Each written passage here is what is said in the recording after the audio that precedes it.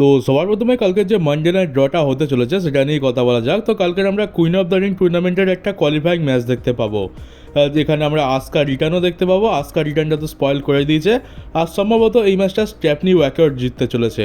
আর শুধু স্টেফনি ওয়াকার এই ম্যাচটা জিতবে না, সে সেমিফাইনালটাও জিতবে, আর বরং মনে তো হচ্ছে সে ফাইনালটাও জিতে যাবে, কারণ ডাব্লিউডব্লিউ স্টেফনি ওয়াকারকে একটা হিউজ পুশ দিতে চায়।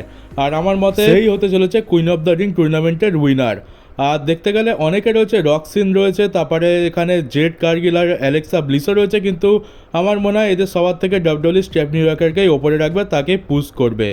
আপাতত বর্তমান বুকিং দেখে তো তাই মনে হচ্ছে। তবে দেখার বিষয় হচ্ছে যে আসকার রিটার্ন হচ্ছে, তো আসকা কি ম্যাচটা হেরে যাবে? তো দেখো কাইরি সেনেরও তো রিটার্ন হয়েছিল, কাইরি সেনের সাথে কী হয়েছিল তো আমরা দেখেই নিয়েছি।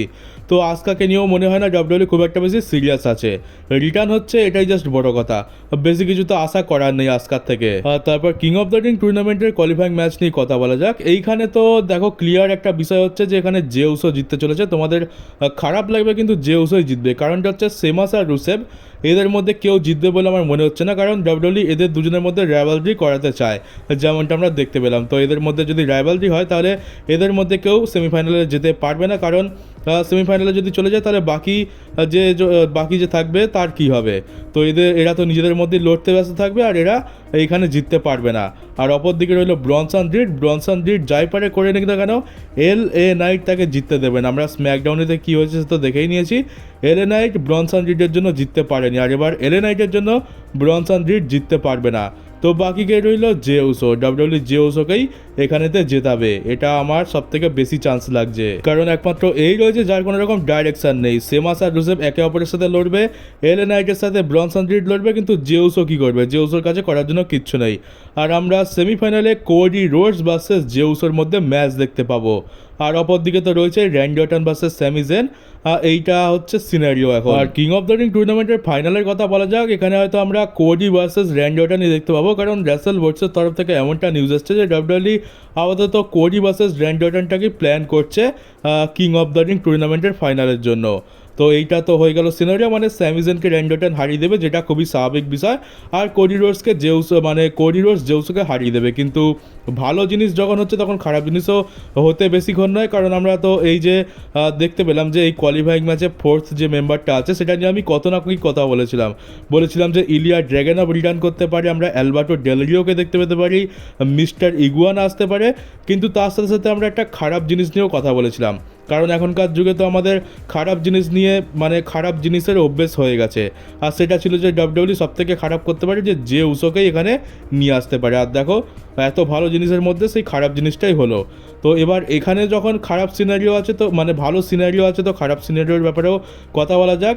সব থেকে ভালো হবে কোডি ভার্সেস র্যান্ডি অর্টন, আর সব থেকে খারাপ হবে স্যামি জেন ভার্সেস জেউসো। এবার তোমরা বলবে যে স্যামি জেন ভার্সেস জেউসোর এই ম্যাচটা হওয়ার তো কথাই নয়, এরা কি কোডি আর র্যান্ডিকে হারিয়ে দেবে? তো দেখো এটা ডাব্লিউডব্লিউ আর এখানে হচ্ছে ট্রিপল এইচের বুকিং, তো বলা কিছুই যায় না। আর স্যামি জেন আর জেউসো সেই ধরনের সুপারস্টার যারা তাদের অপোনেন্টকে রোল করে পিন করে দেয়। আমরা ড্রু ম্যাকিন্টায়ারের সাথে তো সেরকমই দেখতে পেলাম, ড্রুকে স্যামি জেন আর জেউসো রোল করে পিন করে দিচ্ছে, ফিনিশার তো লাগাতেই হচ্ছে না।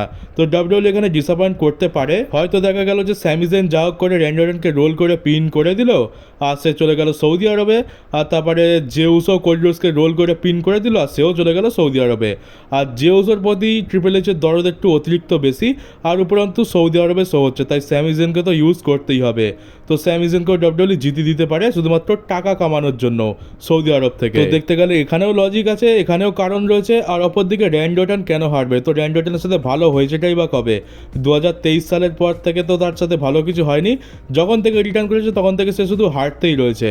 তো এখানেও তাকে হারিয়ে দেওয়া খুব একটা বড় কিছু নয়, আর ট্রিপল এইচ তো মনে হয় না তাকে পুশ করার কোনো রকম প্ল্যান করছে। আর কোডি রোডসের কথা বলবো, আমার মনে হয় না যে কোডি রোডসের জন সিনার সাথে ম্যাচ লড়ার জন্য king of the ring tournament জেতার কোনো রকম প্রয়োজন আছে।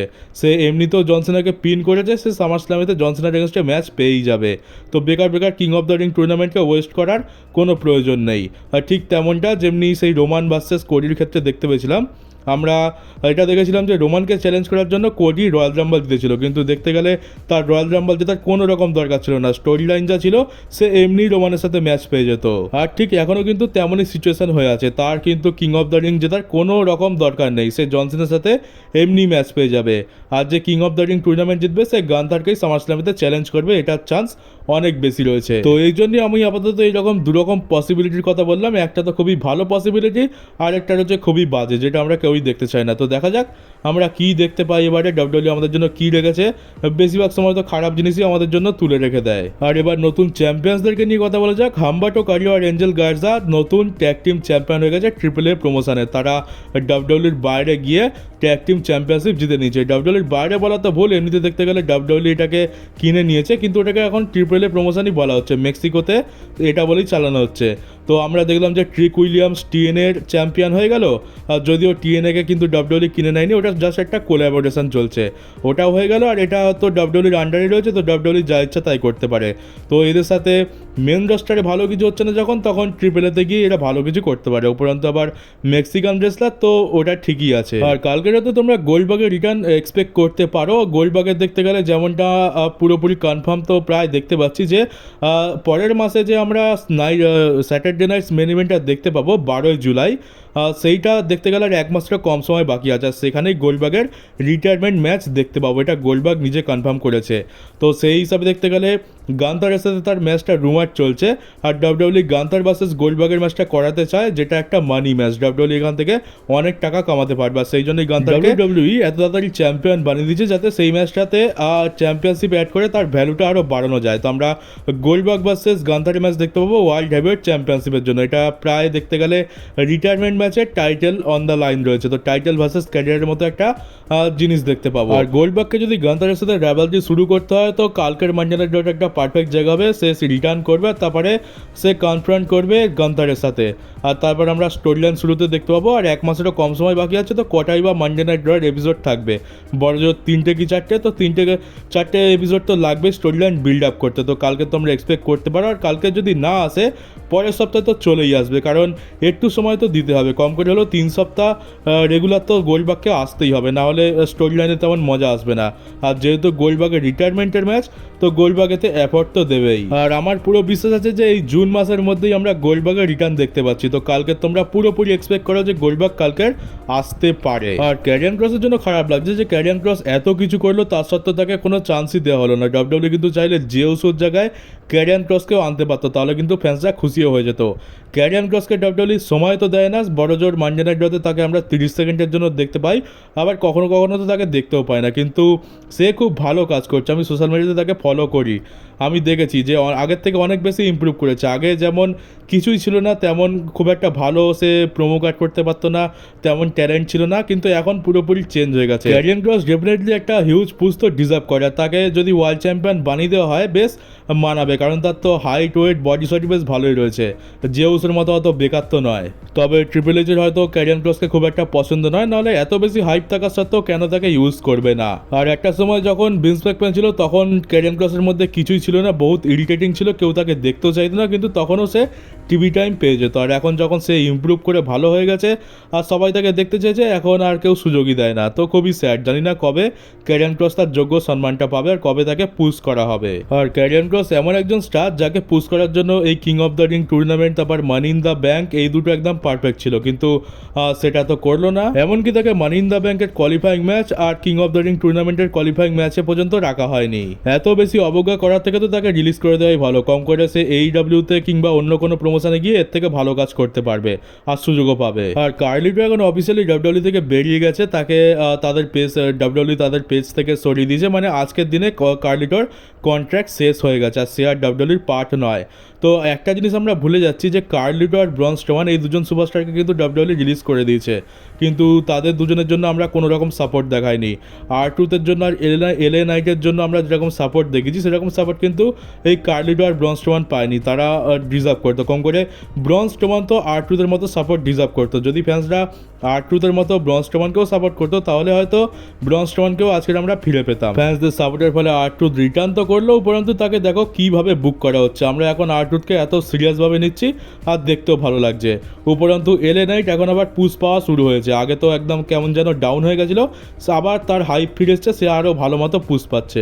এরকমটাই যদি আমরা ব্রঞ্জ স্ট্রোম্যানের জন্য করতে পারতাম তাহলে আজকের ব্রঞ্জ স্ট্রোম্যানও ফিরে আসতো। আর আমি তো এটা দেখে একটু অবাকই হয়েছিলাম যে ব্রঞ্জ স্ট্রোম্যানের মতো এত বড় একজন স্টারকে, যাকে আমরা এত পছন্দ করি, তাকে ডাব্লিউডব্লিউ রিলিজ করে দিল। কিন্তু এটা নিয়ে ফ্যান্সরা তেমন চড়াও হলো না। প্রথম একটু দেখতে পেলাম যে ফ্যান্সদের মধ্যে হিট দেখা যাচ্ছে, তারা ডাব্লিউডব্লিউকে ক্রিটিসাইজ করছে, কিন্তু তারপর যেন সেটা কোথায় একটা মিশে গেল। আমরা সেরকম কিছু সাপোর্ট দেখতেই পেলাম না। আর এখন তো সবাই ব্রঞ্জ স্ট্রোম্যানকে প্রায় ভুলেই গেছে। আর সেথ রলিন্সের টিমের কি নাম হতে চলেছে সম্ভবত সেটা ব্রনসন রিড রিভিল করেছে, সেটা হচ্ছে বিগ ডগস। বিগ ডগস এটা তাদের টিমের নাম হতে পারে। এমনটা এই জন্য বলছি কারণ এটা এখনও কিছু কনফার্ম নয়, যে ডাব্লিউডব্লিউ এটা অফিসিয়াল করেনি যে সেথ রলিন্সের টিমের নাম বিগ ডগসই হবে। শুধুমাত্র ব্রনসন রিড এটা টিজ করেছে টুইটারেতে। তো আমরা সেথ রলিন্সের টিমকে বিগ ডগস নামে হয়তো কালকের মানডে নাইট রাতে দেখতে পেতে পারি।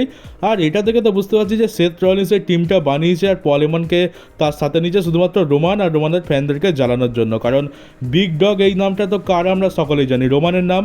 আর তাদের টিমের নামই যদি বিগ ডগস রেখে দেওয়া হয় তাহলে তো আর কিছু বলারই নেই। সেই ঘুরে ফিরে সেথ রলিন্স রোমানের গাতেই কোপটা মারছে। আর আমি তো ভেবেছিলাম যে খুব একটা বেশ ডেঞ্জারাস নাম হবে, দারুণ একটা নাম হবে, যেটা বলতেও বেশ মজা লাগবে, কিন্তু শেষ পর্যন্ত নাকি বিগ ডগস নাম দিল। বড় কুকুর, আর এখানে তো ডগস লেখা হয়েছে, মানে অনেকগুলো কুকুর, বড় কুকুরের দল, এটা তাদের নাম। তো আর কি বলবো, তো দেখা যাক কালকে হয়তো সেথ রলিন্সের টিমের নামকরণও অফিসিয়ালি হয়ে যাবে। তো চলো গাইস, এই ছিল আজকের নিউজ ভিডিও। কেমন লাগলো কমেন্ট বক্সে অবশ্যই জানিও। নতুন হয়ে তাহলে চ্যানেলটাকে সাবস্ক্রাইব করে নোটিফিকেশন বেলটাকে অবশ্যই অন করে দিও, আর ভিডিওটাকে শেয়ার করতে একদমই ভুলো না। তো চলো দেখা হচ্ছে কালকে ডাব্লিউডব্লিউর একটা নতুন নিউজ ভিডিওতে।